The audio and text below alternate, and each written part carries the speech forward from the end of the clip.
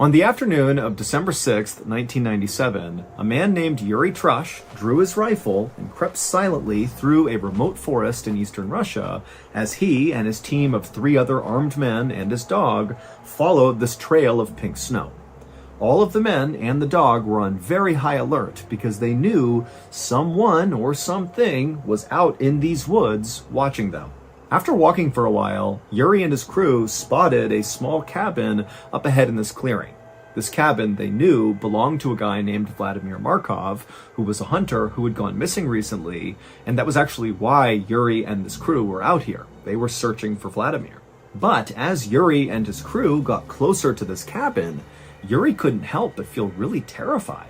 Yuri was a 47-year-old big-time weightlifter and ex-military guy who was also a seasoned hunter. I mean, this is a tough, strong guy. But as he walked up on Vladimir's cabin, it was super obvious that something horrible and violent had happened here. All around the scene was pieces of broken furniture. There was a ceramic sink that was shattered outside and the pieces were everywhere. There was a bunch of beehive boxes that had been badly damaged. There was the shed that clearly had been ripped to pieces. And also all over the area outside of this cabin was blood. And this pink trail of snow, this blood trail they were following, led right up to the front door of this cabin, where there was also a big streak of blood on the front door.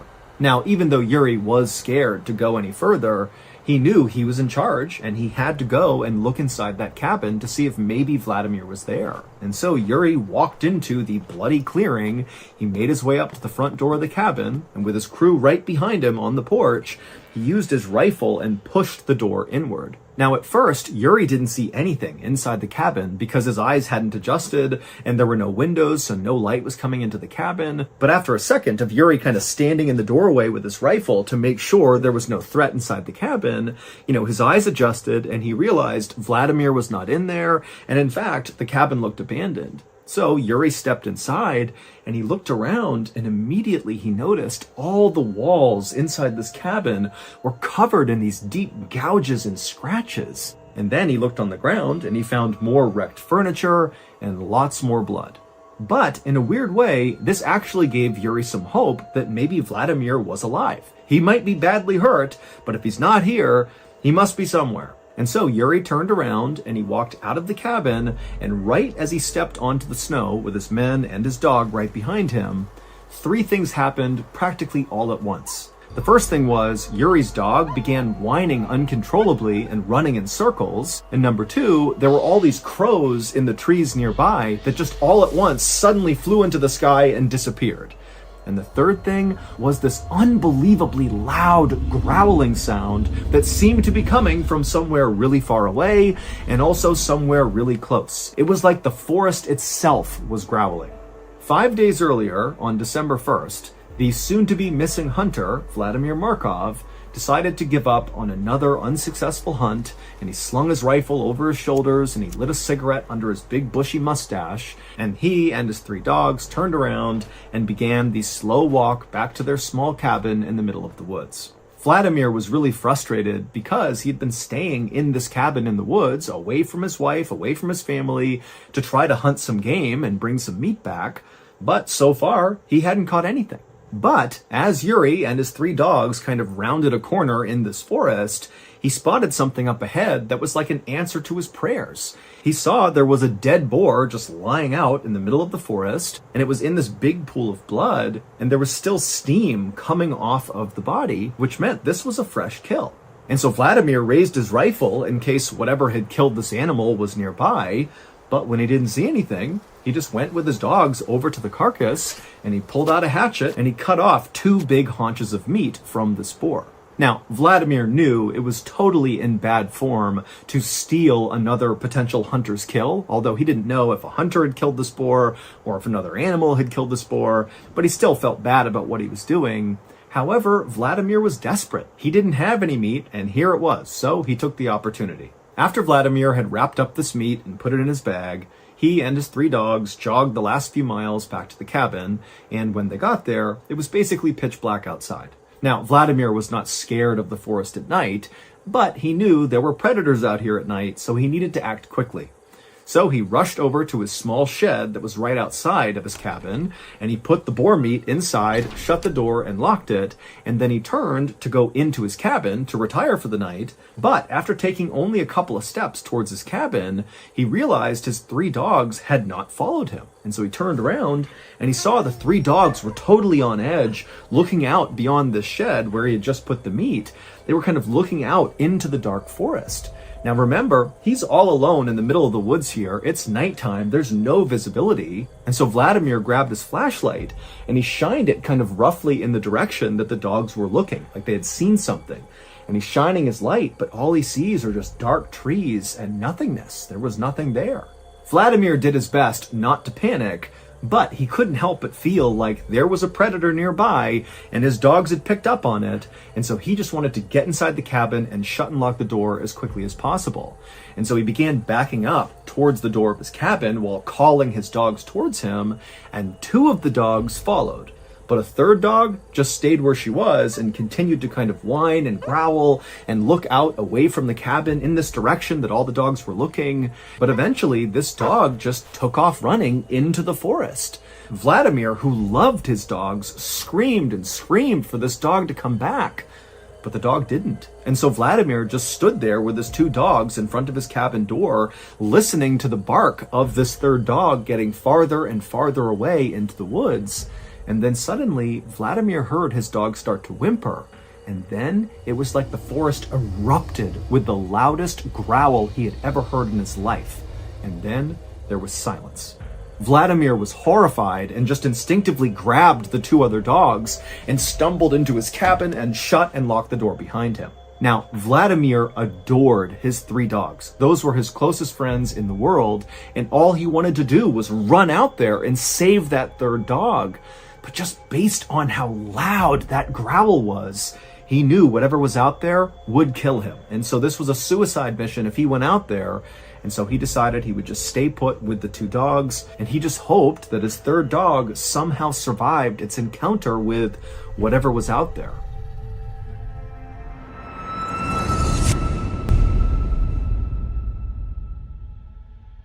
After sitting in his cabin for only a couple of minutes, kind of consoling his 2 other dogs, Vladimir heard more activity outside of his cabin. He heard what sounded like wood splintering and breaking.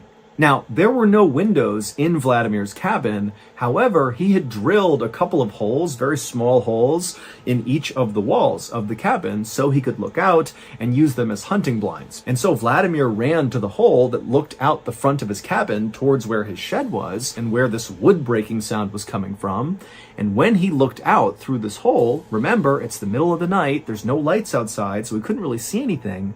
But even in the darkness, when he looked kind of roughly in the direction of the shed where the boar meat was, he could clearly see this huge, shadowy creature moving around really violently, like its body was jerking in different directions. And it was obvious to Vlad that whatever this creature was, it was ripping his shed to pieces, breaking all the wood apart, probably to get in and get the boar meat.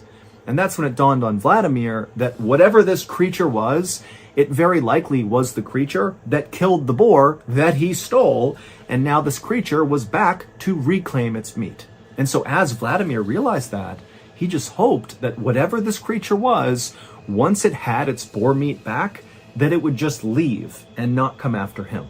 However, after this creature had totally decimated the shed, and so by default had clearly reached the boar meat inside, the creature didn't leave. It just sat down and stared in the direction of Vladimir and the cabin. And for several hours, Vladimir just continued to stare out this hunting blind hole at this shadow creature that was not moving. And after a while, Vladimir got tired. The creature wasn't moving. It's the middle of the night. He'd been really busy all day. And so at some point, Vladimir and his 2 dogs kind of dozed off. And when they woke up a couple hours later, when it was still dark outside, Vladimir looked out the hole again, and he saw the creature was actually now gone. For a second, Vladimir was relieved. He's thinking, great, this thing's gone, I'm safe now. But just to make sure, he wanted to go to the other holes he had drilled in the walls of his cabin to look out in all 4 directions and make sure this creature really was gone. So he stood up and he walked over to one side, he looked out that hole, and all he saw was dark forest, nothing there. He walked to the other side of the cabin to another one of these holes, he looked out it, and again, just dark forest, no creature. Then he goes to the back of his cabin and looks out that hole, and this time, again, he does see just dark forest, but then suddenly something slammed into the wall that he's looking through, and then just as suddenly as this huge collision has happened, as Vladimir is kind of still looking out the hole, this massive yellow eye suddenly lowers down and looks right back through the hole right at Vladimir. It was the shadowy creature that had broken into the shed, and it had never left. And this creature, after quickly looking at Vladimir through the hole, it backed up a little bit, exposing its entire face to Vladimir. And Vladimir, who's so scared he can't move, he's just looking out the hole the whole time, he sees this enormous face with all this fur that's covered in blood. It's got these enormous teeth and its mouth is open and it's staring right at him like it wants to jump on him and kill him. And then this creature winds up and swipes at the hole and literally rips a bunch of wood off the side of the cabin. And reflexively, Vladimir just grabs his rifle, raises it, and fires a shot through the hole at this creature. And the creature whimpers, turns around, and runs off. Vladimir would stay up the rest of the night, anxiously looking through each of the holes around his cabin, just anticipating this horrible thing to come right back and try to attack him again. But eventually the sun came up and the creature did not come back, and so Vladimir was thinking, okay, now I'm safe. I can go outside and kind of figure out what's happened here and figure out my next move. And so Vladimir grabbed his dogs, he went to his door, he opened it up, he stepped outside and looked around, he didn't see anything. As a precaution, he fired his rifle into the air to scare off any animals that could be nearby. And when clearly, the creature wasn't here, there's nothing here, he's all alone, he stepped down onto the snow and he noticed these huge prints in the snow, which had to be from this shadowy creature that had tried to attack him. But now that it was daylight, Vladimir can look at these prints up close, and he knew what kind of creature this was. This was a Siberian tiger, and this was an enormous Siberian tiger. But that was not the most terrifying part of this discovery. Instead, it was what Vladimir saw these prints doing. These prints circled around the cabin over and over and over again, which meant the night before, after Vladimir fell asleep, this tiger had come up and basically begun stalking him and his two dogs. It must have known they were in the cabin. And then at some point, maybe the tiger saw Vladimir's eye inside of that little hole he was looking through, and the tiger tried to pounce. But Vladimir's thinking to himself, something's wrong with this Siberian tiger. While Siberian tigers are certainly dangerous to people, they are not known for actively hunting people. That's not something they do. But based on these prints, and just generally based on what Vladimir saw the night before, it seemed very likely that this Siberian tiger was actively stalking Vladimir. But even though Vladimir was totally terrified by this point, the only thought really going through his mind at this point was going out and trying to find his missing third dog. He knew the chances of his dog still being alive were slim, but he had to go look. However, he knew he would need backup in case he ran into this Siberian tiger. So Vladimir put his two dogs on leashes, and then with them in hand, he began running towards his neighbor's house. It would take Vladimir and his dogs about 1 hour to run the 4 miles to his neighbor's cabin, and when he got there, he knocked, and his neighbor, whose name was Ivan, he opened the door, and Vladimir practically ran Ivan over, just trying to get inside of his cabin to safety. And then once Vladimir was inside and Ivan had shut the door and he's looking at Vladimir, and then Vladimir just kind of vomited out all the stuff that had happened over the past 12 to 24 hours. And at the end of telling Ivan the story, Vladimir asked him, "Would you please come with me to go find my dog?" And Ivan, he just stared at Vladimir and eventually just said, "No." And then, after a long, awkward silence, Ivan kind of backed up from Vladimir, like he didn't want to be near him. And then Ivan told Vladimir that Vladimir had been marked by the tiger, and now the only hope he had was getting as far as humanly possible away from this tiger, because that tiger is never going to stop, and it's going to eventually track you down and kill you. Vladimir felt totally let down, but he couldn't force Ivan to go with him, and so he said, okay, I understand. And then Vladimir left Ivan's cabin, he went back outside, and the instant he was back on the snow, one of his two dogs suddenly acted like they had heard something or seen something, and they took off running. Vladimir didn't have a chance to grab the dog's leash, and so he's watching as yet again one of his dogs is disappearing into the forest. Now, Vladimir did not chase after this second dog because he knew there was this Siberian tiger out there and he couldn't risk, running into it by himself. And so again, it totally pained him to watch his beloved dog vanish into danger, but he really couldn't do anything about it right then.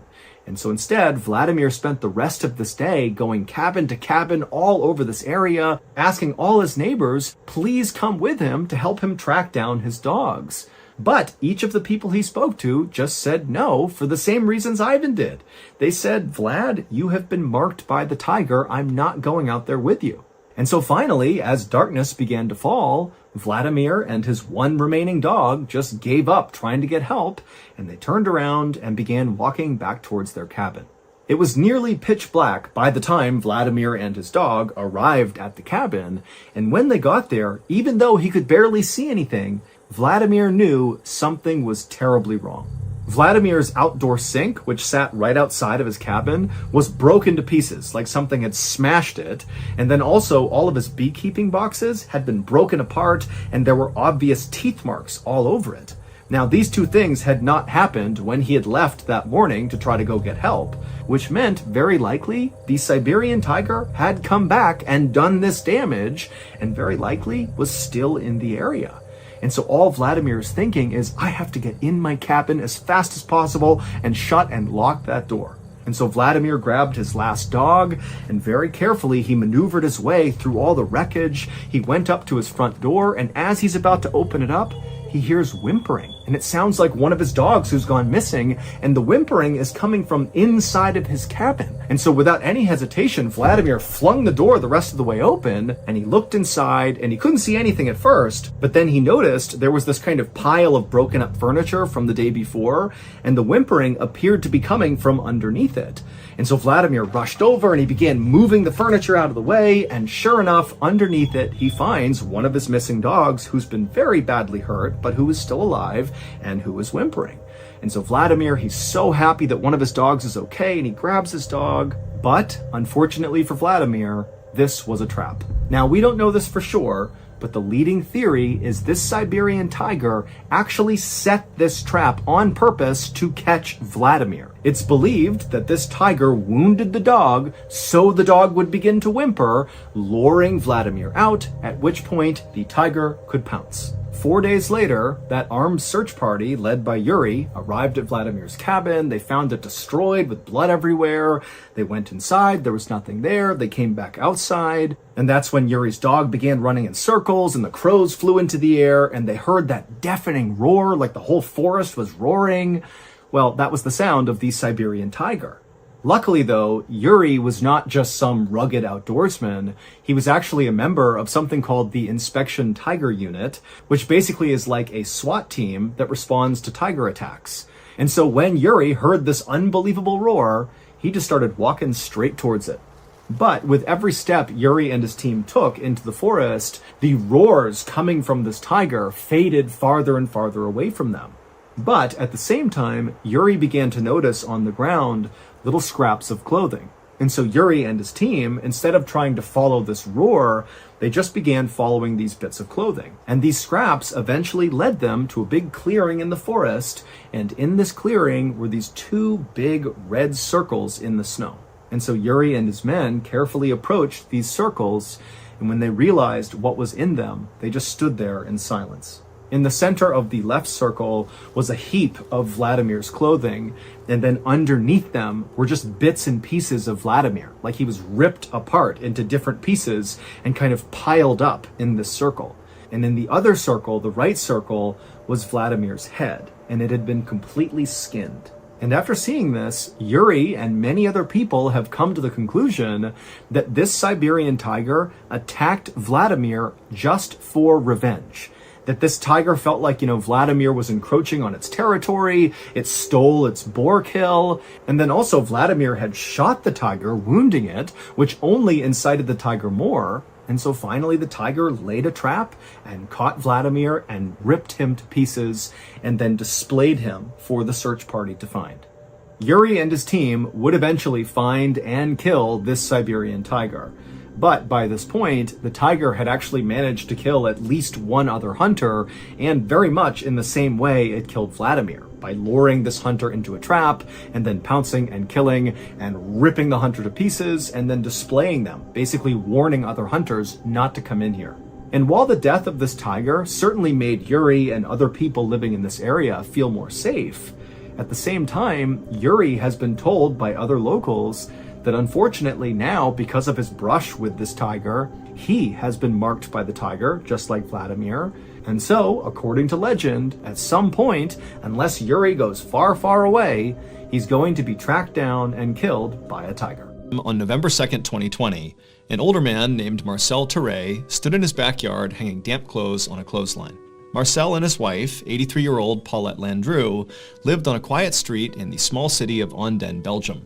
And usually their days were filled with household chores or visits from their kids. But over the last few months, Marcel had started to spend a lot more time taking care of his wife because she had recently been diagnosed with Alzheimer's disease. Alzheimer's disease is a type of dementia that causes memory loss and confusion. And so Paulette needed help remembering to eat or to take her medications on time. And sometimes she would just wander off without telling Marcel, and Marcel would have to go corral her and bring her back home. For Marcel, watching his wife struggle with this disease was absolutely heartbreaking, and so he did everything in his power to make her life as comfortable and happy as he possibly could. And so before he had come out to hang up the laundry, he had made sure to set his wife up in front of the TV with a nice lunch so she could eat and watch her favorite show. And so Marcel hung up the last piece of clothing and then picked up the empty laundry basket and headed back towards the house. When he went inside, he expected to see his wife still sitting on the couch watching TV. But she wasn't there anymore. Marcel immediately began calling out his wife's name, but she didn't call back. And then he searched the whole house and he couldn't find her. And so starting to panic, he went outside, he searched the outside of the house, she wasn't there. He even knocked on some neighbors' doors, but they hadn't seen her. And so at this point, Marcel was very scared, given the fact that his wife had Alzheimer's and could easily wander off and put herself in a very dangerous situation without even knowing. And so instead of waiting any longer to just hope she showed up again, he picked up the phone and he called the police. Less than an hour later, Marcel stood outside of his house looking at helicopters flying overhead, and he knew at least half a dozen officers were spread out around the neighborhood, knocking on neighbors' doors. There were canine units searching the surrounding area. This huge search, it was all for Paulette. Marcel was glad to see that clearly the police had taken the search very seriously, and so he was confident that they would find his wife and that hopefully she'd be okay. But the hours kept ticking by, and as the sun began to go down, there still was no sign of Paulette. A police officer told Marcel that they would keep on investigating and hopefully find his wife as soon as possible. But over the next few days and weeks, Paulette didn't turn up, nobody had any idea where she was, and before long, weeks turned into months, and then months turned into 2 full years that nobody had seen Paulette. And by that point, Marcel had basically resigned himself to the fact that he very likely would die without ever figuring out what happened to his wife. But then, one day in early October of 2022, so 2 years after Paulette went missing, one of Marcel and Paulette's neighbors was at home on their computer looking at a particular website. And as they were scrolling through this website, they happened upon an image that as soon as they saw it, they froze. Because this neighbor was very well aware of the fact that Paulette had gone missing and nobody had found her. But now they're seeing this image on this website that basically gives away what happened to her. And so totally shocked that they had even found this image, the neighbor screenshotted it and brought it to the police. So it would turn out that neighbor was looking at Google Street View, which is a feature of Google Maps that basically allows you to see 360-degree views of basically anywhere on the planet. To create these images, Google literally sends out these special vehicles all over the world that have cameras that sit on top of the cars. And these cars drive down basically all the streets all over the place, constantly taking pictures all around them. And it just so happened on the exact day that Paulette went missing in 2020, there happened to be a Google car driving down the road that captured a picture of her. And so as you can see in the picture of her, you see Paulette on the left side of the image walking across the street away from her home, which is on the right side.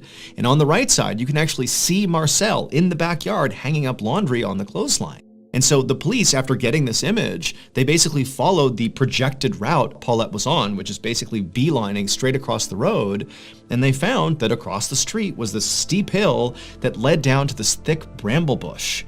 And inside of that bramble bush was Paulette, and she was deceased. And so very likely, Paulette, in her confused state, walked straight across the street, as we see in the image, and then fell down that hill and got trapped at the bottom inside of that bramble bush and couldn't move. And so when that huge search for her was going on, very likely she was just trapped down there, but didn't understand what was going on, couldn't necessarily yell up to communicate with anybody, and so she stayed down there and died. And unfortunately, it would take 2 more full years and a random image on Google Street View before Marcel could finally get the closure he needed. Around 10 a.m. on July 26, 2015, a 31-year-old mom named Xiang Lu Xuan and her husband chased their 2-year-old son around a brand new indoor playground. This playground was on the 6th floor of a mall in Jingzhou City, which is in central China. And so Xiang and her husband had come to this mall today just so their son could basically enjoy this playground. And currently he was running around in circles and laughing hysterically. He thought it was great. Xiang caught up to her son and scooped him up and then placed him at the top of a slide. And he happily slid down to the bottom, and when he reached the bottom, Xiang was waiting for him, and the son, he just stopped and looked past her and pointed and started saying, "Ride, ride." And so Xiang, she turned around and she saw right behind them were these 2 escalators, one going up and one going down. And so Xiang realized her son clearly thought these escalators were maybe a part of this playground. And so he wanted to go use them. They were a fun attraction. And so Xiang smiled and took her son's hand and then told her husband they're going to go ride the ride, the escalators. And then they began walking over. Once Xiang and her son actually reached the escalator, suddenly her son was not as keen to hop on board. He was nervous.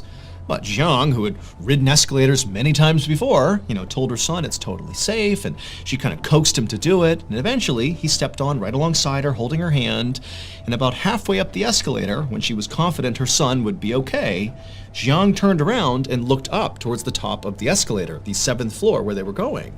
And she saw 3 mall employees at the top of the escalator on the 7th floor where they were going. And they were clearly looking at Xiang with a very serious look on their faces, and they were gesturing at something towards the top of the escalator. It seemed like they could be warning her about something or simply pointing something out. She wasn't really sure. And so she looked up at them like, what's going on here? But the 3 mall employees just didn't do a good job communicating whatever was going on or whatever issue they were dealing with. And so as a result, Xiang and her son just continued riding up the escalator, and as they got closer and closer, these mall employees continued to gesture at something happening on the 7th floor just beyond the escalator, and Xiang still totally confused. And then finally, when Xiang and her son reached the top and stepped off, Xiang suddenly understood what these employees were referencing, but by now, it was too late. Moments later, Xiang's husband, who was still down below on the 6th floor at the playground, he heard the sound of his wife and son screaming over near the escalator.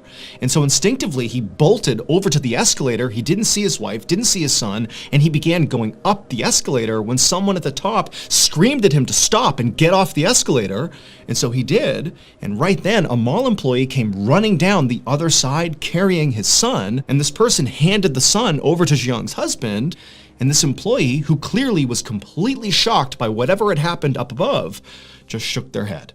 It would turn out, earlier that day, those mall employees who were at the top gesturing to Xiang, they had discovered a defect with the metal platform that sits right at the top of the escalator on the 7th floor. Basically, when you get off this escalator, it's the platform you step onto first. They had found there was something wrong with it. It wasn't stable. But instead of immediately blocking off the escalator to make sure nobody walked on it and then go get it repaired, these employees just kind of nonchalantly allowed the escalator to continue, stationed a couple of them at the top to make sure nobody, used the escalator, and then called for a repairman. But the repairman hadn't shown up and fixed this problem by the time Jiang and her son boarded the escalator. And these employees at the top knew there's this huge issue with the platform they're going to step on the second they get off, but they failed to communicate the danger to Jiang and her son as they were coming up. They just kind of broadly gesticulated that there was some issue up here and to sort of watch out for it, but Jiang had no idea. And so by the time she got to the top and stepped off the escalator onto that platform, well, the defect with the platform is that it caved in with any weight. And so she fell into the escalator, where the teeth of the escalator was rotating, and as she was getting pulled in to her death, her final moment captured on video as she took her son and thrusted him to the employees, saving his life before she disappeared and died inside the inner workings of the escalator.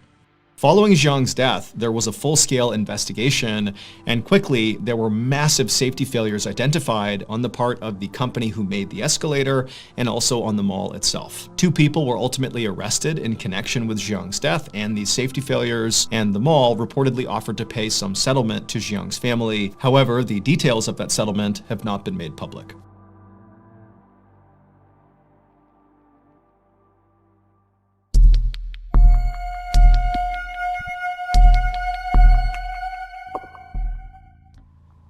One morning in November of 1997, a police captain named Jeffrey Lewis, along with his partner, parked their squad car near the Manatee River in Bradenton, Florida, which is a small city just south of Tampa. A few minutes earlier, the Bradenton Police Department had received a call from this frantic man who had said he had found something suspicious that had washed up on the shore of this river. And so Captain Lewis and his partner were there to investigate. And so as soon as they got out of their squad car, this man who had called the police, he saw them and waved them down, and he was pointing at something in the sand. And so Captain Lewis and his partner, they walked over, and before they even talked to this guy, they just looked down at what he was pointing at, and right away they could see why he called the police. Because there, sitting on the sand, was a severed human hand. And so the instant Captain Lewis saw this, his first thought was actually just alligators, because there were alligators that swam in the Manatee River, and people were told about them, and were told, not to go swimming here, but people still did. And so his thought was, well, maybe one of the alligators got a swimmer. However, when Captain Lewis looked at the hand more closely, he could tell right away that that probably did not happen, because where the hand had been cut off from the body, the cut was almost surgical. It was very, very neat, whereas if an alligator had ripped the hand off, it would be rough. But this almost looked like a surgeon had carefully removed the hand. And so what this signaled to Captain Lewis is this hand very likely represented a murder victim. Somebody who killed this person, cut their body up, and one of their body parts is now washed ashore. And so Captain Lewis turned to his partner and told him to call for backup. And within an hour, police officers were scouring the Manatee River looking for the body that belonged to this hand. Meanwhile, the captain bagged this hand as evidence and brought it to the county sheriff's crime lab, hoping that forensic experts could potentially figure out who the victim was using fingerprints. However, when he actually handed over the hand to these forensic technicians, they told Captain Lewis that it was very likely going to be impossible to try to pull prints from this hand because the hand was very badly decomposed and water damaged. But they told Captain Lewis that despite this being a total long shot, they would still give it a try. And so really all Captain Lewis had was this hand, and so he just kind of waited for information from the crime lab about the fingerprints. And before long, the waiting went from days to weeks to months, with no fingerprints. And so with no fingerprints and no other breakthroughs in this case, Captain Lewis moved on to other cases. That is, until June of 1998, when Captain Lewis was sitting in his office doing some work, when he suddenly got a call from the crime lab about the hand. An employee told Captain Lewis they had finally made a breakthrough. When they couldn't get the prints off this hand at first, they had moved to this very complicated technique where basically they would peel individual layers of skin off the hand and sort of piece together all the information to get a print. And amazingly, this technique worked. And so not only did they now have this print, but they had also already run this print through the Florida State database, and they had gotten a match. The hand belonged to a man named Willie Suttle. As soon as he hung up, Captain Lewis opened up a new tab on his computer and began researching Willie Suttle to figure out who this person was. And he quickly found through public employment records that Willie had been a retired garbage collector, and then also Captain Lewis looked at police records and discovered that Willie had a minor criminal history. But what really stood out in his research about Willie was that Willie had never been reported missing. Willie had instead been reported dead. Right there in the public records that Captain Lewis was looking at, he found Willie's death certificate. And this document said Willie had died of natural causes 5 months prior to his hand washing up on shore. And also it said Willie had been buried in a local cemetery, and no police had ever been involved in his death because no crime had been committed. And so Captain Lewis was baffled. None of this made any sense. If Willie had died of natural causes and been buried over a year ago, then how did his hand, his severed hand, wind up on the shore of the Manatee River? The next day, which was Friday, June 26th, Captain Lewis, along with a few other police officers, went to the cemetery where Willie had been buried, and they exhumed his casket. And when they opened it up, they actually expected it to be empty, considering his hand was already missing, so probably his whole body was gone. But no, when they opened it up, there was Willie, missing his left hand. But that wasn't all. At the bottom of Willie's casket were all of his internal organs, just sitting there in a rotting pile. And so Captain Lewis is staring at this, having no idea what to make of it. But the first thought he had was, okay, maybe somebody tried to rob Willie's casket. But he's thinking, if they did that, why did they cut out his organs and stash him at the bottom of the casket? And also, why did they remove his left hand and chuck it in the river? Like, that doesn't make any sense. It felt like every clue Captain Lewis found was only making this case harder to solve. But he hoped when he sent off Willie's body to the county medical examiner that they would be able to provide him with some more answers as to what happened here. Later that afternoon, the county medical examiner would perform an autopsy on Willie's body. And the first thing he noticed when he began was that despite the fact that Willie's organs clearly had been removed, that Willie's abdomen did not appear sunken in. It appeared full. So the medical examiner started the autopsy by cutting open Willie's abdomen to see what was in there. And when he saw what was inside of Willie, he just froze, having no idea how to react to what he was looking at.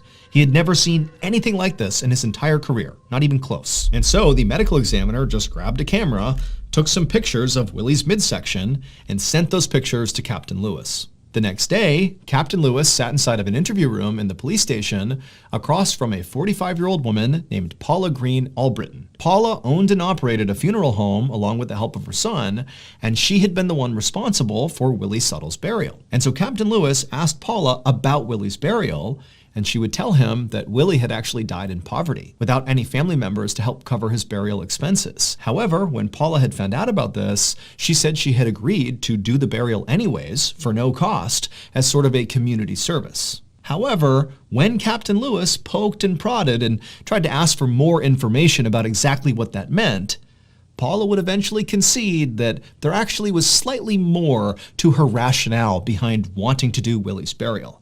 It was not just for charity. 2 days after this interview, police arrested both Paula and her son. And at Paula's trial, the truth surrounding what happened to Willie finally came out. It would turn out Paula's funeral home business was really struggling, to the point where if she couldn't start generating some real money, her business might go under.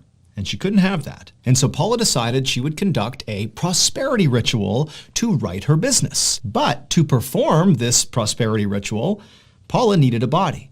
And so along comes Willie Suttle, who's died in poverty and his family can't afford his funeral. And Paula says, don't worry, I'll take him on for free. But really what she needed was Willie's body. And once Paula and her son had possession of Willie's body, they began the ritual, which started with Paula's son carefully cutting off Willie's left hand. And then the two of them cut Willie's midsection open, removed all his internal organs. And then Paula got out all these voodoo dolls, and she wrote on pieces of paper the names of the other funeral homes, her competitors in the area, and she pinned these pieces of paper to each of these voodoo dolls. And then she took those voodoo dolls and jammed them inside of Willie's abdomen in the empty cavity they had created, and then they stitched him back up. And then she took Willie's body and his organs, and she chucked them into a cheap casket and had him buried. And then she also took the hand that her son had removed, she put it inside of a plastic bag, added some weight to it, and chucked it into the Manatee River. Paula believed this voodoo ritual would literally cause the owners of the other funeral homes, whose businesses she wrote down on the dolls and jammed inside of Willie's body, that this ritual would literally cause all of them to be struck down and killed, putting their businesses out of business, thereby leading to her business prospering once again. However, none of these things came to fruition. The ritual did not work the way Paula intended it to. Instead, the hand that she had thrown into the river ultimately washed ashore, and before long, the police figured out what Paula and her son had done. In 1999, so 2 years after Willie's hand had washed up on shore, Paula and her son were found guilty of desecrating Willie's corpse. Paula's son ultimately served 1 year in prison. As for Paula, her conviction was actually quickly overturned due to a technicality. It was discovered that during an interview with Paula, that police detectives told her that she could not be convicted if this ritual was part of a religious practice, that she was protected under the US Constitution. And so Paula, who confessed to doing this ritual, did so by saying it was part of her religion. She practiced voodoo. I am a voodooist, and I've survived because I know how to survive. And that's a part of my religion. And so in court, that confession was ruled inadmissible. And so she walked free. Here is a photo of the 12 voodoo dolls found inside of Willie's body, with the notes Paula wrote cursing her competition still attached. One afternoon in the spring of 1990, a young mother tidied up her family's living room in Pingyang Township, which is a small rural community made up of several villages in southern China. And she was almost done when she heard her 3-year-old twin daughters start to cry. And this really caught her off guard, because even though these kids were only 3 years old and 3-year-olds cry, well, her daughters basically never cried. They were like silent all the time. The girls' names were Shi Tsai and Shi Hongwu, and they'd been really easy babies because they were basically quiet all the time and just wanted to sleep. However, as they got older, their silence became more concerning. All they really wanted to do was just lay around and sleep and do nothing. Even at 3 years old, they hadn't even said their first words yet. So when this mom heard these girls crying, she rushed down the hall to see what was going on. One, just obviously to make sure her kids were okay, but two, just out of curiosity. This is so uncharacteristic to be making any noise at all. And so the mom, she burst into the nursery and she saw her girls in their crib and they were sobbing hysterically, totally upset. And the mother rushed over and she scooped them up and asked, what's going on? Are you okay? But of course the girls didn't say anything because they didn't speak. They just continued to cry. But the mom, she kind of assessed her kids and couldn't see any injuries. They didn't seem sick. They were just upset about something, but she had no idea what it was. And so the mom just stood there comforting her girls until they calmed down, and then she put them back into the crib and they both went to sleep. And that was it. A couple of days later, and the twin girls were back to their normal routine, being totally silent and sleeping for most of the day. And as the girls slept in their nursery, their mom just went around the house doing some housework, and at some point she walked down the hallway past the girls' bedroom. Now, their door to the nursery was shut, and again, they're just sleeping and being totally quiet. The mom hasn't heard them at all day. And as she's walking down the hallway, she suddenly comes to an abrupt stop right outside the nursery door, because distinctly she can hear her girls making noise in their room. But they're making a noise that just doesn't make any sense to the mother. Her daughters were not crying or fussing or anything like that. They were talking. At first, the mother wanted to rush in there and experience this firsthand, this landmark moment of her girls speaking for the first time. But she also worried if she went in there, they might go silent and she'd ruin the moment. And so instead, she just pressed her ear to the door and just listened. And as she listened, she really couldn't believe what she was hearing. Because these girls weren't just babbling, saying random words. These girls were having like a full-blown conversation with each other, like adult-level sentences being spoken back and forth. These girls who apparently, at least according to the mother, couldn't even speak. Like, how is this even happening? However, the more the mother listened to her daughters, the more unsettled she became. Not only because, she's listening to her daughters speak for the first time at like an adult level, which is totally bizarre, but the content of this discussion her 3-year-old daughters are having made no sense. These girls were talking about stuff that they could not possibly know. The girls were talking in detail about people and events from a totally different village.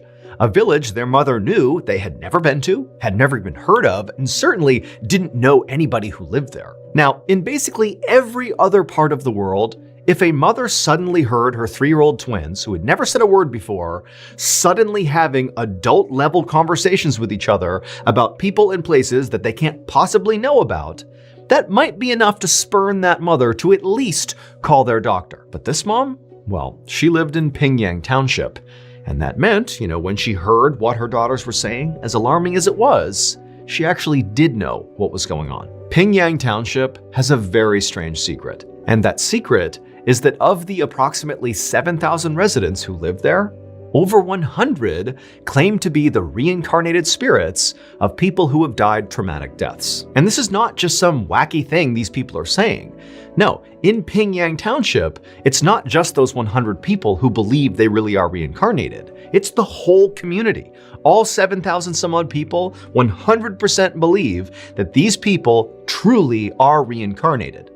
And so how that plays out is that periodically, the reincarnated folks will go to a non-reincarnated person in the township and will claim things like, hey, in my past life, your family owed me a debt, and so now you're going to pay it out. And these non-reincarnated people will absolutely pay that debt. Or in other cases, there have been fights, physical altercations that have come from a reincarnated person approaching a non-reincarnated person and basically saying, in a previous life, you or your family or your relatives insulted me in some capacity, my previous self, and we're going to fight about it right now. And those fights take place in this town, and it's totally normal. But the interactions between the reincarnated and non-reincarnated people in this township, it's not just about conflict. In fact, there's been lots of decisions made in this township that are designed very specifically to avoid conflict between the reincarnated and non-reincarnated.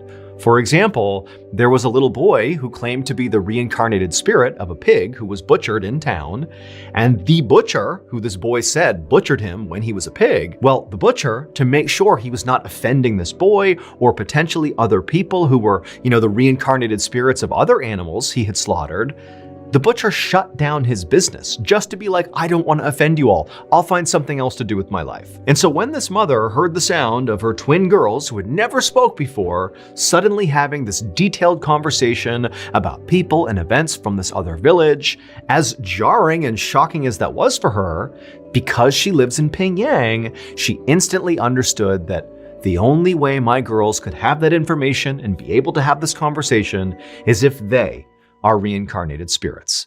And so this mother did what she thought was right, which was not to call a doctor, but instead to get the word out to the people not just in her village, but across the Pingyang Township that her twin daughters are actually reincarnated spirits. The mother's hope was that perhaps there was still family of these reincarnated spirits in this other village her daughters were referencing in their conversation that would find out about this, and maybe they'd want to come here and meet their family who now live inside of her daughters. And sure enough, less than a week after this mother got the word out, this man and woman who she didn't know came knocking at her door. When the mother let them inside the house, her girls immediately recognized them. One of the twins said that this was her mother and father from her previous life. Then the twins, these little 3-year-old girls, went on to tell this unbelievably complicated and sophisticated story about how in their previous life, these twin girls were not actually sisters. Instead, they were best friends, and together they had taken their own lives approximately 1 month before they were reborn in the bodies of these twin girls. And so after that, the twins just continued talking to this man and woman for quite some time, giving specific details about this village that, again, these girls, at least according to their mother, had never been to before. These girls also gave intimate details about these teenage girls' lives and even had information that was very specific to what happened to them when they took their lives and, where their bodies were found. Again, information these girls shouldn't have. And then at some point, the mother of the twins asked this man and woman, like, are these details they're giving you accurate? Is this true? And the man and woman said, yep, it's all true. And then at some point, the twins turned to their biological mother, and they told her that the reason they had been silent to this point was because they were trying to keep their reincarnation a secret.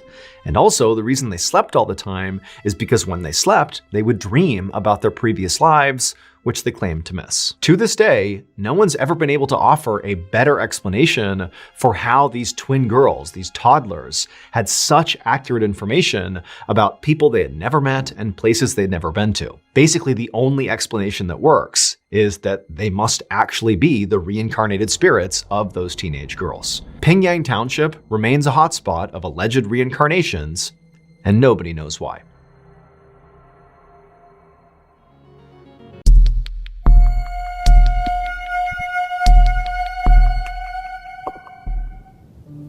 On a spring afternoon in 1883, a young woman named Sarah tidied up her farmhouse in a tiny settlement called Eagle Creek in Arizona. While Sarah cleaned, her sister Elizabeth took a bucket outside to get water from their outdoor spring. So Sarah and Elizabeth actually lived together in this farmhouse along with their respective families. The American West at this time was sparsely populated and dangerous, so it was not uncommon for families to kind of band together like this. Their husbands herded the sheep and worked the land, while Sarah and Elizabeth looked after the house and also took care of their collective 4 kids. And so on this day, as Elizabeth was out getting water, Sarah continued to tidy up the house with one eye on the kids, making sure they were okay, when all of a sudden, the family's dogs, who were leashed up outside, began barking really aggressively. Now, for Sarah, this was really alarming because the dogs typically were pretty docile and didn't make a lot of noise. So clearly, something was going on outside. And so Sarah told the kids to stay inside, and she quickly went outside onto the porch to see what the dogs were barking at. And so once Sarah was out on that porch, she immediately surveyed the area out in front of her, and off to her left and off to her right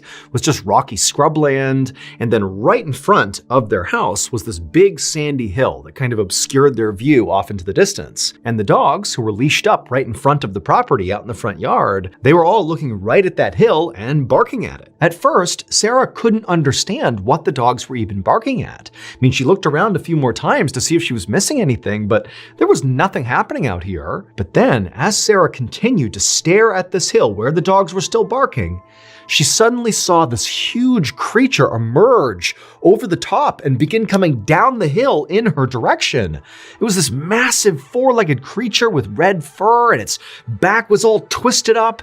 And on the back of this creature was this man. Except it was not a normal-looking man. His face was horrible and sunken, and his mouth was in this huge grin.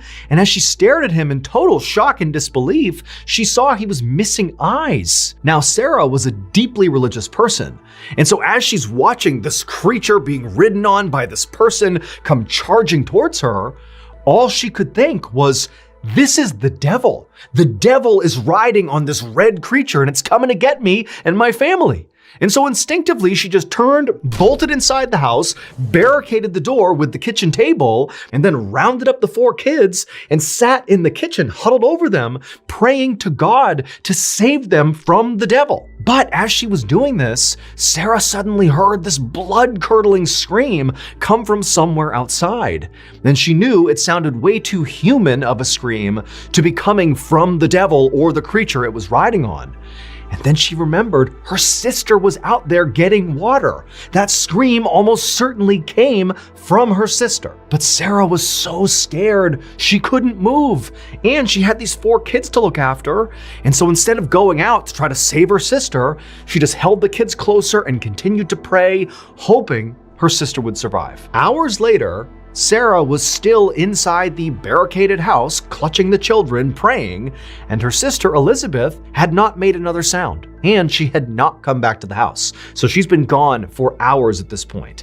And Sarah feels horrible. All she wants to do is go out there and find her sister, but she just feels like she can't leave her kids, and she knows the devil is out there, so she can't go out there. But just then, she hears footsteps out on the porch, and then she hears the sound of the doorknob turning and then bumping up against the barricade, and Sarah immediately thinks it's the devil. The devil's come back, and so she screams, and the kids are screaming. But then, on the other side of the door, Sarah hears the sound of 2 familiar voices.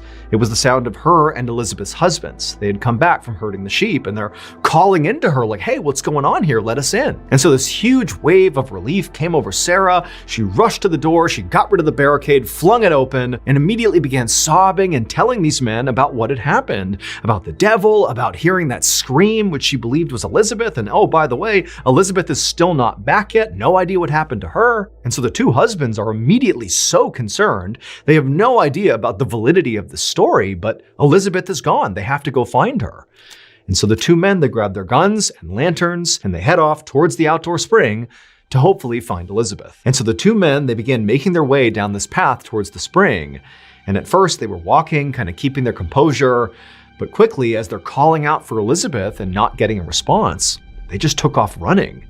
And as they turned the corner and they finally saw the spring, they also saw Elizabeth, and she was face down on the ground with blood all around her. she was dead. And so as Elizabeth's husband wept over Elizabeth's body, Sarah's husband rode off into town to get the local coroner to come out and investigate to see what happened to Elizabeth. The only thing that seemed fairly obvious about Elizabeth's death, at least to the two husbands, was that Elizabeth looked like she had been trampled to death. There were all these hoof prints all around her when they found her. And so the coroner, he comes out and he looks at the scene, he sees Elizabeth, and he agrees that it looks like she was trampled to death. However, when he examined the hoof prints that were all over the place, they were way too big to be a horse's hoof print. And so the coroner literally said, I can't say she died by being trampled by a horse. This was not a horse. And so the coroner wound up speaking to Sarah, who would tell him all about, how the devil came over the hill on this big four-legged creature that was all red, and she heard the scream, which must have been Elizabeth, and so the devil has trampled her sister to death. That's what happened. Now, the coroner agreed with Sarah that very likely her sister had been trampled to death by something gigantic. However, he didn't believe the actual details of Sarah's story. He did not believe that the devil killed Elizabeth. And so ultimately, because the coroner just couldn't be sure what actually happened to her, he wound up listing Elizabeth's cause of death as just unknown. But the coroner's doubts did not stop the story of the devil from spreading. Before long, basically everybody on the Arizona frontier had heard about the devil and the strange creature he rode, to the point where they were given a nickname. Together, they were called the Red Ghost. Still, most people who heard this story didn't really believe it actually happened. They figured it was kind of a joke or maybe an exaggeration, just sort of lore passed around town. But over the next few years following Elizabeth's death, sightings of the so-called Red Ghost became much more frequent and more strange. Many campers claim to have seen the Red Ghost trotting through the Arizona wilderness. In fact, some of these people claim that in the middle of the night, the Red Ghost would appear and trample on their tents. One cowboy claimed he got close enough to the Red Ghost that he was able to actually lasso its neck. However, the Red Ghost, in turn, took off so quickly and so powerfully that the cowboy got dragged and had to let go. And so stories like these, run-ins with the Red Ghost out in the wild, persisted for years, until about a decade after Elizabeth's death, this farmer in eastern Arizona happened to look out his window, and there, standing in his turnip patch, was the so-called Red Ghost. And this farmer had heard all the stories about the Red Ghost, and he had already made up his mind about what he would do if he ever ran into the Red Ghost, and that would be to shoot it. And so what did he do? He grabbed his rifle, he leaned out the window, and he fired. And the Red Ghost crumpled to the ground right in the middle of the turnip patch. Once the creature was down, the farmer rushed outside and ran up to the carcass to finally see what the heck the Red Ghost was, what was causing all these stories to spread over so many years. And when he got out there and actually looked down at the Red Ghost, he knew immediately that all the stories about this creature had been wrong. It would turn out the Red Ghost was not the devil riding some supernatural monster. Instead, the Red Ghost was a combination of two very mortal beings. The first of these two beings was a creature that, if you saw it today, you would know what it was. But for folks in Arizona in the late 1800s, they would have no way of knowing what this creature was. They had never seen it before. It had red fur, a long neck, and a humped back. It was a camel. It had been brought to the United States from the Mediterranean to help haul supplies through the western frontier, and it had escaped captivity. But this camel alone was not responsible for scaring the people of Arizona. What terrified the people of Arizona and created the legend of the Red Ghost was the rider of the camel. When Sarah saw the rider on the camel, at first she thought it was a person. But when she looked more closely, she saw they didn't have eyes and they had this disgusting toothy grin. They just couldn't be human to her. And so she had decided this must be the devil. But it would turn out her first instinct was right. This was a person. There was a person on the back of that camel. The devil on the back of the camel was a man's decomposing corpse. And because he was a decomposing corpse, his flesh and eyes had rotted from his face, making it look like he had no eyes and gave him this huge toothy grin because there was no flesh there. Now, we don't know who this man was or how exactly he died. All we know is at some point he was riding this camel escaped, he died and somehow didn't fall off, and his dead body remained in an upright seated position on this camel. And then this camel just roamed around Arizona for years with this corpse on its back, giving the impression that it was the devil riding on a monster. Today, the Red Ghost remains a local legend in Arizona. In fact, there's even a permanent statue of the camel in a small Arizona town called Quartzsite. Early on the morning of January 12, 1765, a 12-year-old boy named Jacques Portufis sat up suddenly in his bed, breathing hard. The room was pitch black that he was in, but he could feel he was sweating and his heart was racing, and he tried to shake his head to kind of wipe the nightmare he had just had from his mind, but he just couldn't do it. All he could think about was how in this nightmare, something had been chasing him, and he had been running for his life, and he was trying to get away, but whatever this thing was, this horrible beast that was following him, it just kept getting closer and closer and closer until it finally got him, and that's what woke him up. Jacques reached up and touched his face, and he realized he was crying, and he quickly wiped the tears away because he didn't want any of his brothers or sisters to see that he was crying. Jacques was the oldest of 8 kids in his family, and all of them slept in the same small room on straw-filled mattresses inside of their family's little cottage in the southern French province of Gevaudan.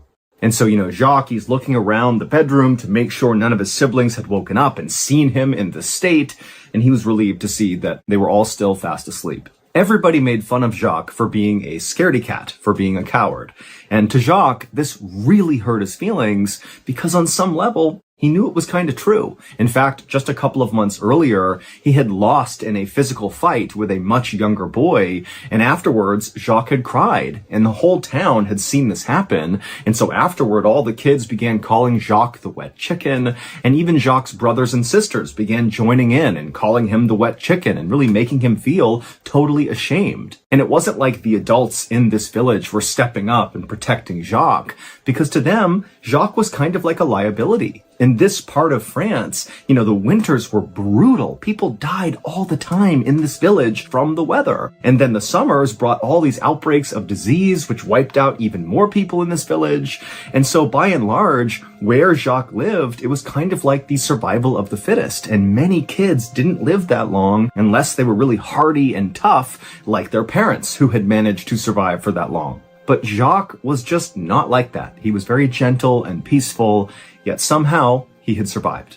And Jacques really was not trying to become this kind of macho guy. Instead, he really wanted to be a priest, like his uncle. But his uncle lived far away, and so it was tough to see his uncle all that often, to learn about, how to become a priest. But anytime Jacques did get a chance to actually see his uncle, he would have a chance to read all these books and study alongside his uncle. And so for a little while, it was like Jacques was transported away from the hardships of his village to the life that in many ways he wished he had. A quiet, peaceful, very studious life. But deep down, Jacques felt like there was no chance he would ever actually escape this little village where he effectively was an outcast. Even though the sun had not risen yet, Jacques just sat on his bed and couldn't fall asleep again after waking up from this nightmare. And so just sitting there in the dark and the quiet, Jacques began to think about what he had to do later that day when the sun did come up. And like usual, Jacques started to feel afraid. And so Jacques eventually just laid down with his eyes open, and he laid there until dawn when one of his younger brothers, named Jean, who was 8 years old, rolled over and pushed him and said, "Hey, wet chicken, it's time to get up. It's our day with the sheep. Let's go." Jacques scowled at his younger brother and shoved him back, but not that hard, because Jacques never really shoved anybody that hard, no matter what they did to him. And then both boys hopped out of their bed, they wolfed down some bread and cheese, and then headed out the door. As soon as they were outside, Jacques noticed that the village was much quieter than it normally was. But then again, these days, villagers did not leave their homes unless they absolutely had to. And so Jacques and Jean made their way away from their cottage down the dirt road to the pen where their family kept all of their sheep, and the boys opened up the gate and then used their staffs to kind of corral the sheep out of the gate back onto the road. And as the sheep kind of bleated and baaed and bumped into each other, the boys worked hard to kind of organize them on the road. And then once the sheep understood which direction they were going, towards the forest, a very familiar walk for the sheep, they kind of fell into line and just began walking very casually, like they knew exactly where to go. And once the sheep had fallen into this kind of routine rhythm, Jacques and Jean fell in behind them and just walked quietly after them. And as the boys walked, they both constantly kept looking left and right and ahead of the sheep and behind them, constantly scanning for danger, because they knew something was out here. For months now, children all across this province in France, Gevaudan, had been going missing. They'd go off into fields or pastures, like when they're moving their family's livestock around, and the kids would just vanish. And then sometimes, if they were found again, they'd be found totally mutilated far from where they should have been. The attacks on these kids across Gevaudan had begun a year earlier on June 30th, 1764. On that day, a 14-year-old girl, who actually was the older sister of one of Jacques' friends, had disappeared and then been found again later that day, partially eaten in a field near her home after she had not come home with the family's cattle. Now, of course, this was very tragic, but to this point, there had not been any other attacks, so there was no pattern here, and so the assumption was she must have been attacked by a wolf, which did happen, and often two children, because kids at this time in France were often in charge of tending to their family's grazing animals, the way Jacques and Jean were going out with their sheep. You know, these kids were small, they couldn't really defend themselves, and if a wolf set onto them, there was very little they could do. But 5 weeks after this 14-year-old girl was found dead and mutilated in the field, 2 more teenagers were also found mutilated and dead in a field. And really, this was only the beginning. As summer turned to fall that year, more and more kids went missing and then turned up dead in fields, partially mutilated. And the more these attacks happened across southern France, the more people thought to themselves, this can't be a wolf. Number one, wolves don't go on extended human killing sprees. That's just not a thing. And number two, if it was a wolf, they would be eating more of their victims. They wouldn't just rip their body to shreds and then leave them. They would eat the meat. And so by this early January day in 1765, as Jacques and Jean were setting out for the day with their family's sheep, the death toll from whatever was killing these kids was now well into the dozens. People in France had begun calling whatever was killing these children the Beast of Gevaudan, and stories about this creature began popping up in newspapers all over France. People all across southern France began forming these huge hunting parties to go out into the forests and the wilds of Gevaudan to find this creature and kill it, but they would always come back empty-handed. And then every now and again, a hunter would be out and they would see a huge wolf and they would kill it and they would declare that they had found and killed the Beast of Gevaudan. But the attacks on these kids all across this province just continued. So obviously that wolf was not it. And so as these attacks continued, all the fairs and festivals that normally would pop up all year long, all across southern France, those all stopped because people were afraid to go out in fear of this creature. And then of course, in villages like Jacques' village, people really just stopped going out unless they had to, again, because of the Beast of Gevaudan. But Jacques and Jean's family relied on their livestock and they needed their sheep to go out and graze. And so on this day in January, Jacques and Jean had to go out because their sheep had to graze. Their family relied on the sheep, livestock was their livelihood, and so this was a mandatory thing.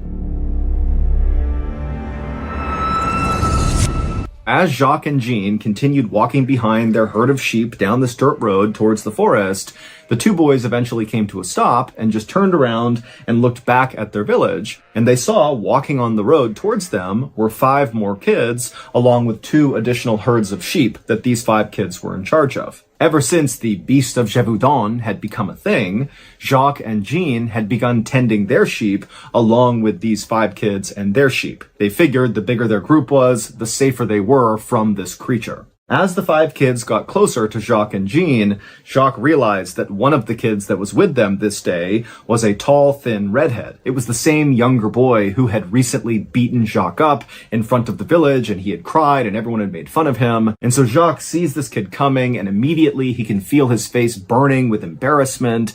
And then the boy, he sees Jacques, and he immediately smirks and begins flapping his arms like chicken wings. But once these 5 kids and their sheep joined Jacques and Jean and their sheep, they all kind of just went quiet because none of them wanted to be out there. They were all scared of the Beast of Gevaudan, and the only reason they were together was, again, to be safe from this creature that was killing kids left and right. And so, in relative silence, all of the kids and their sheep just slowly walked together down this dirt path, and eventually they made it into the big forest where just beyond the forest was the pasture where these sheep would graze. And as the group actually entered into the trees and it became dark and more quiet and kind of eerie, Jean actually tugged on Jacques' shoulder and said, "Will you please tell a story?" Because Jean was scared too. The kids were all scared, and they figured, if Jacques just told a story, it would take their mind off of how tense this moment was. And when Jacques heard this request, he actually smiled, because this was something he loved to do. He was a great storyteller. It was like his one strength.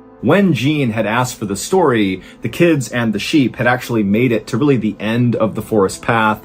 And so by the time Jacques was about to start his story, all the sheep had made their way out of the forest onto this big open pasture right in the middle of the forest. And so as the sheep just kind of filtered out into this open area, Jacques stopped, and all the kids kind of came up right behind him, and Jacques started his story by pointing across the pasture to this bog that was right at the base of this big hill, and he said, "Do you see those big rocks in that bog over there? Well, you see the biggest rock? Well, that's not really a rock. It's actually a doorway, and if you move the rock underneath it, there's a portal to another world." And so as Jacques began telling this very creative story about this kingdom that existed underneath the bog, he sat down against a rock, kind of facing out towards the sheep, and all the other kids kind of filed in around him, taking seats, with Jean, his brother, sitting right behind him to his right. And Jacques, he was just really into the story to the point where he kind of forgot about what was happening with the sheep, and he wasn't scanning around for danger, and neither were any of the kids, including the redhead who had beaten Jacques up. He wanted to act like he wasn't into his story, but in reality, he totally was, and he was just as interested in what was going on with the magical kingdom below this rock. And finally, when Jacques got to the end of his story, where this evil giant that had been tormenting the kingdom under the bog had been tricked by an orphan to try to go through this magical portal into their world, and the giant had gotten stuck in the doorway because he was so big, and he never tormented the kingdom again, and they lived happily ever after. When Jacques got to that point in the story and all the kids are totally locked in and not paying attention to anything else, two things happened in rapid succession. The first was, even though Jacques is telling the story and focusing on that, in the back of his mind, he registers hearing the sound of twigs breaking somewhere right behind him, almost like the sound of someone or something moving along the forest floor. And the second thing that happened was the red-headed kid who had beaten up Jacques, without saying a word, just stood up and began sprinting towards the pasture. And for a moment, Jacques thought this kid, who was kind of like a bully, was doing this on purpose, to be rude to Jacques, to kind of run away at the climax of the story like he didn't care about it. But then Jacques realized that he smelled something terrible behind him. But when Jacques turned around to see what was making this smell, he saw that his brother, Jean, who had been sitting right behind him to his right, was now gone, and where he had been sitting was just his staff laying on the ground. And for a second, Jacques just couldn't process what his eyes were seeing. He didn't understand how his brother could have gotten away from him without him noticing. But before Jacques could do anything, all the kids around him that were still there began screaming and pointing up towards this hill that was right behind them. And so Jacques turned around, and to his horror, he saw there was this huge 12-foot tall creature that was covered in fur. It looked like an oversized wolf, but it was standing on two legs, and its bones seemed like they were too big for its own skin, and it made it seem very angular and jagged. And as it kind of loped grotesquely up the hillside, Jacques realized it was carrying in its front arm Jean, who was screaming and kicking, but could not get away from this creature. Jacques understood that this was the beast of Gevaudan, and it was going to go kill his brother. And immediately, Jacques is thinking, you gotta run away, get to safety, get out of here. And all the kids around him, that's what they did. They took off running towards the pasture. They didn't care about Jean, they only cared about themselves. And so Jacques, he knows he needs to get away, save himself, but his legs just will not move. He is rooted to the spot because something inside of him told him he has to save his brother. It doesn't matter if everyone thinks he's a coward. That's his brother. He needs to do something. And so Jacques, he turns to the kids who are running away from him,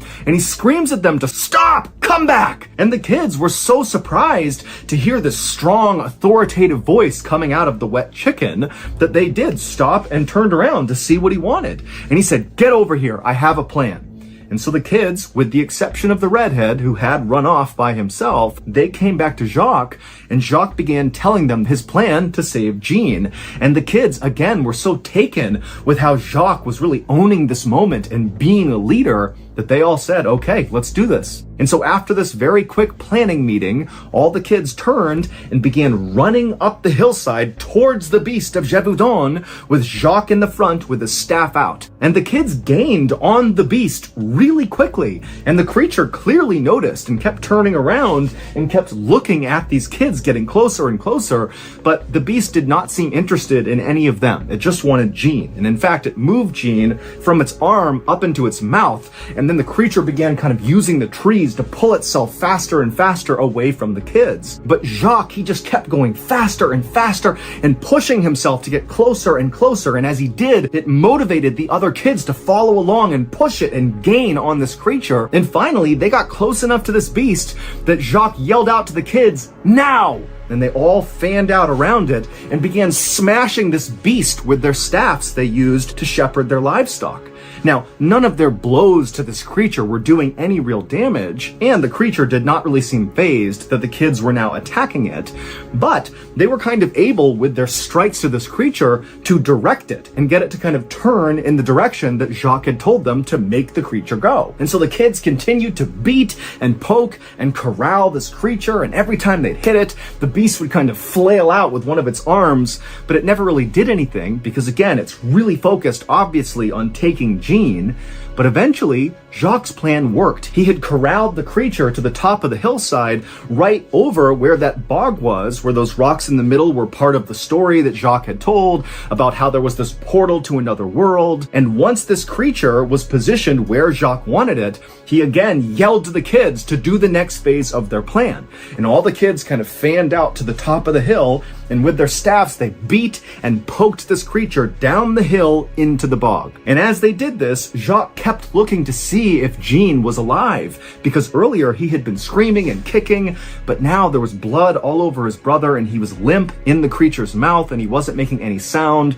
But Jacques didn't care. He wanted to get his brother back, dead or alive. And so finally, Jacques stepped forward from the group, and he wound up and he smashed the beast as hard as he could, hard enough that the beast actually kind of stumbled forward into the actual marshy bog.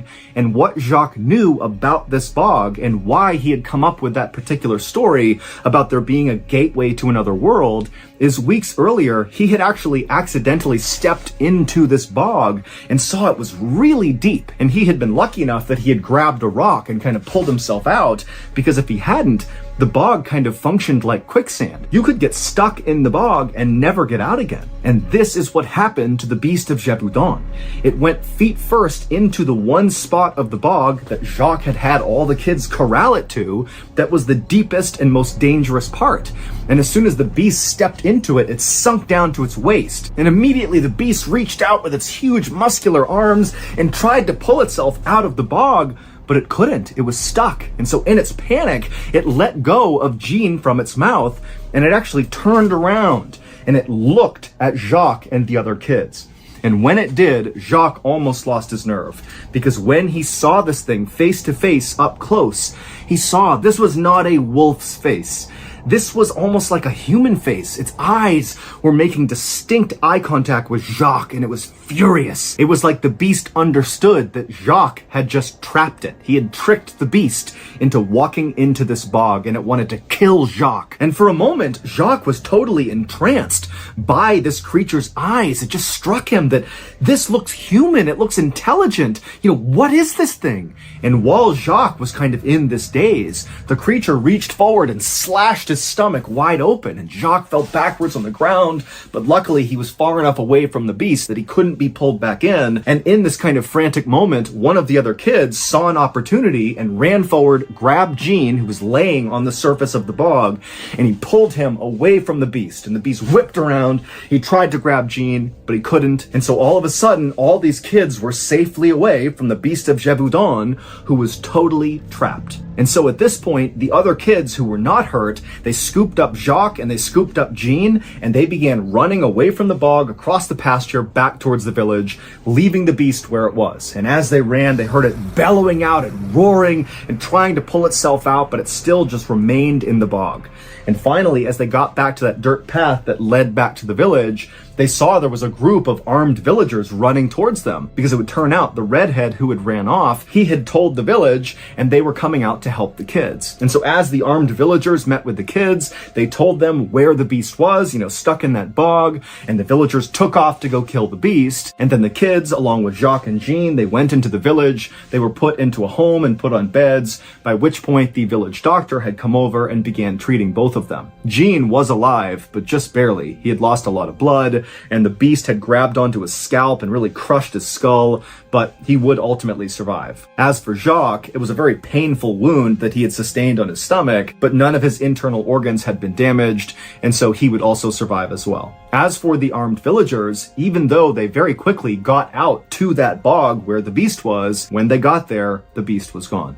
And the beast of Gevaudan would continue to kill people for another 2 years, until June 19th, 1767, when a hunter happened to encounter it in the middle of a forest, and he shot and killed it. And by that point, over 100 people had been murdered by this creature. The hunter would drag the carcass of the beast back into his village, and a doctor would perform an autopsy, but the doctor was unable to identify what kind of animal it was. It did kind of look like a wolf, a really huge wolf, but its body was just so misshapen and its bones were too big, and it clearly walked on 2 legs, not on all 4s, and so there was never any definitive information about what this even was and how this even happened.